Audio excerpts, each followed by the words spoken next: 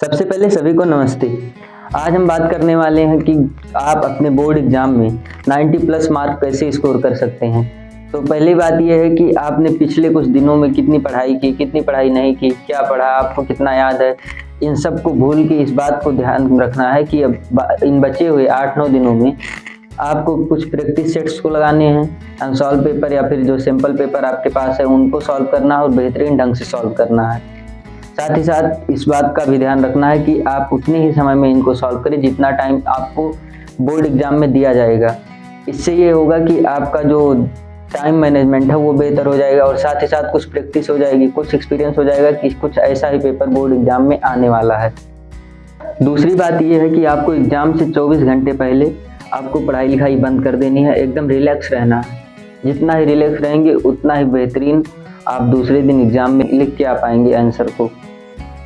और इसी के साथ इस बात का भी ध्यान रखना है कि आप कोई भी आंसर उसी उतना ही बड़ा लिखें जितना उस पर मार्क मिलने वाला हो। क्वेश्चन के हिसाब क्वेश्चन को देखेंगे आप और कितना मार्क मिलेगा उस हिसाब से आप उसमें आंसर लिखेंगे।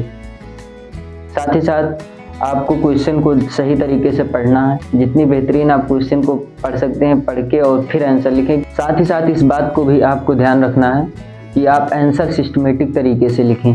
आप जितना सिस्टमेटिक आंसर लिखेंगे टीचर को कॉपी चेक करने में उतनी ही आसानी होगी और अगर कॉपी चेक करने में उसको आसानी हुई तो आपको स्कोर बेहतर मिलेगा, जिससे आपका बोर्ड में स्कोर बढ़ जाएगा।